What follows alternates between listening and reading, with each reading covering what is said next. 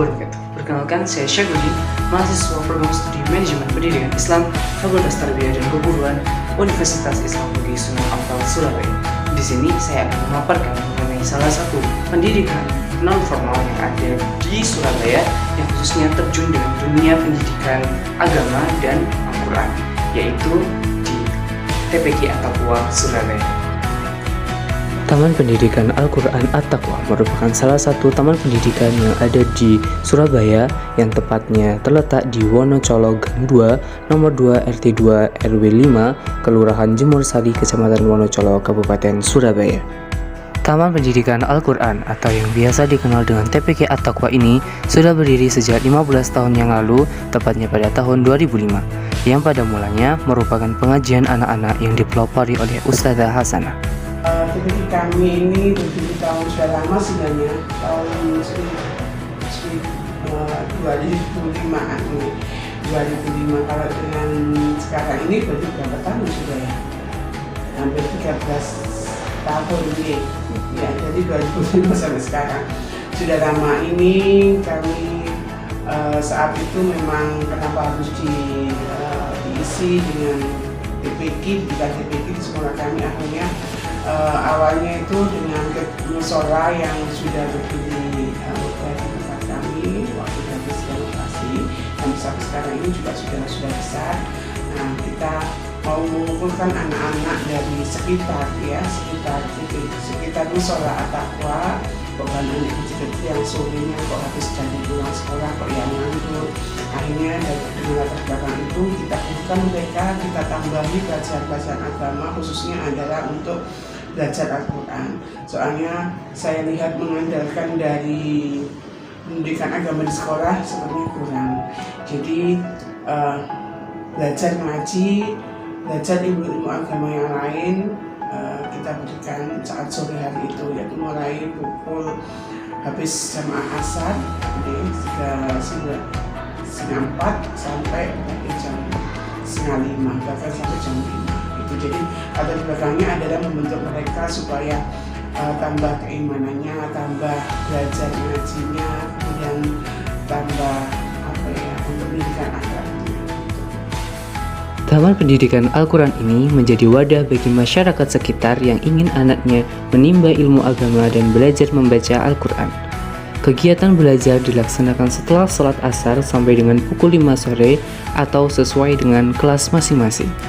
Dalam pengajiannya, beliau mengajarkan cara membaca Al-Quran dengan menggunakan metode tilawati. Untuk pola perencanaan, jadi kami menggunakan metode tilawati. Jadi memang kalau saya sendiri sih sebagai ketua TPQ meneruskan cuma berapa tahun ya? 3 tahun berjalan. Meneruskan dari agama yang itu ya wafat 3 tahun yang lalu. Akhirnya saya meneruskan perjuangan mereka ini, jadi juga meneruskan metode dengan menggunakan metode tilawati. Untuk di TPQ ini, jadi metode tilawati kita pakai hari Senin sampai Kamis. Kemudian Jumat kita tambahan ilmu-ilmu yang lain. Ada hadis di sana tentunya yang mengarah ke akhlak ya, ke akhlak anak-anak. Kemudian praktek sholat, doa-doa sehari-hari, hafalan surat-surat pendek, kemudian juga tajwid. Jadi yang tidak kita ajarkan di saat ngaji Senin sampai Kamis kita ajarkan di hari Jumat secara bergantian ya, pagi dan juga. Kemudian di yang lain juga ada pendidikan ekstra, itu yang itu ya anggap aja formal ya, yang setiap sore ada kegiatan ekstra yang diikuti anak-anak itu setiap Rabu malam itu ada banjari. Jadi alhamdulillah kita juga sering juara, untuk pernah juara 1 sekolah Surabaya FKTPQ itu FKTPQ ini di Surabaya, kemudian juga juara-juara yang lain yang itu. Kemudian setiap malam minggu itu ada apa namanya, ya ada pembacaan di Pak bersama-sama untuk ruangnya itu semua itu untuk ruang setiap malam minggu. Jadi dengan harapan daripada malam minggu anak-anak itu dan kemana-mana, kita fokuskan setiap malam minggu itu pembacaan di Pak. Terus kemudian setiap 2 bulan sekali itu khataman. Jadi kita anak-anak yang sudah belajar sudah nyampe Al-Quran, kita praktekkan ikut khataman dengan sama-sama dengan ibu yang lain, tapi fokusnya anak-anak dari mana ini itu setiap 2 minggu sekali, setiap minggu pertama. Untuk tantangannya ini sekarang ini kan memang banyak medsos ya, maksudnya YouTube yang anak-anak sebenarnya saya anggap itu tantangan atau juga menunjang atau juga bisa dikatakan menunjang juga ya. Kadang-kadang anak-anak cukup mungkin nggak ngaji bisa juga belajar di YouTube atau gimana.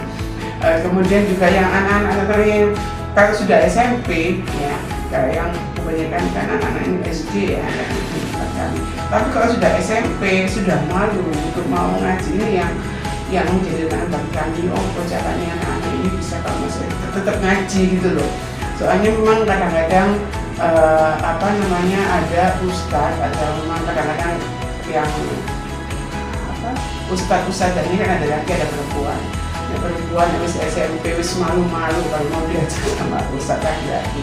Akhirnya kadang-kadang kita bilang wis perempuan yang sudah besar harus ustadzah yang ngajar ya. Kalau yang masih SD nggak apa-apa ustadz. Tapi begitu pun masih itu ya, masih enggan untuk ngaji kalau sudah SMP, itu nggak tahu saya kenapa. Terus kemudian dari orang tua juga kurang dukungan. Jadi dukungan dari orang tua mungkin kadang-kadang kok nggak masuk, kadang-kadang gitu ya. Mesti saya nyampaikan ke orang tuanya, maaf ini ketiduran, belum ketiduran dia tidak mau bangunin. Saya kadang-kadang kita di sana mesti ketiduran. Mungkin kadang-kadang memang datang sekolahnya jam 2 ya, jam 2 kita masuk sekolah. Kadang-kadang mungkin capek, tapi ya gimana lagi.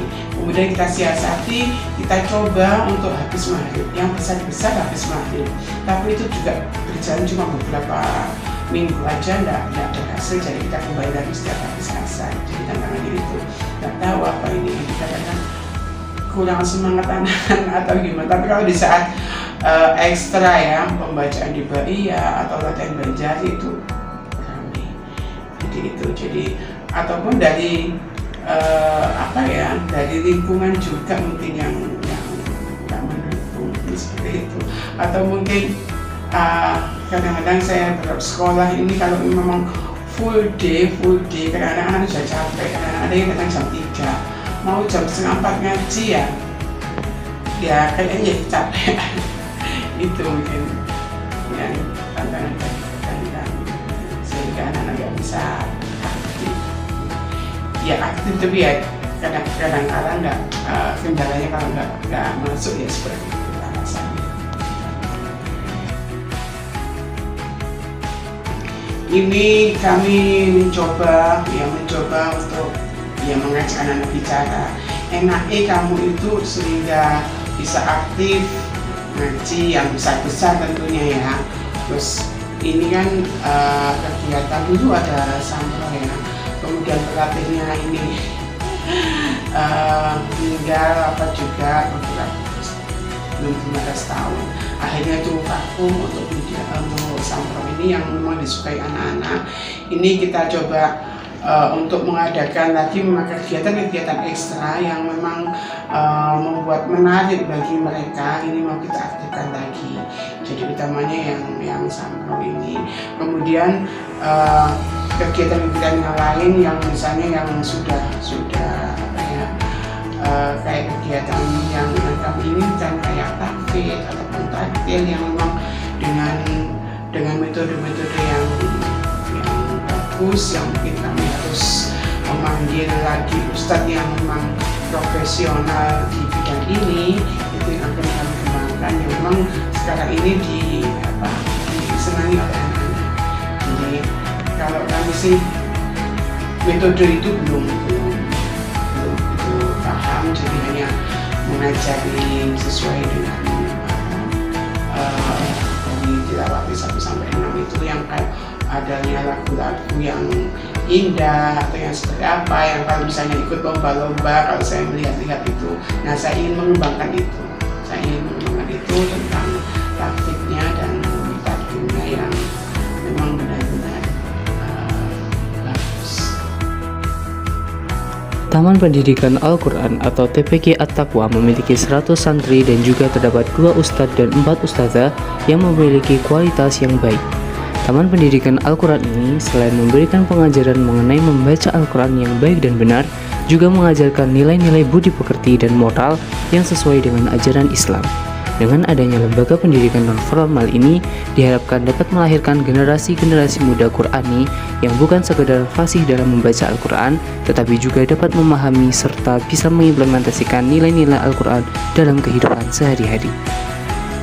Demikian tadi pemaparan mengenai Lembaga Pendidikan Non-Formal TPQ At-Taqwa Surabaya. Semoga bermanfaat dan terima kasih. Wassalam.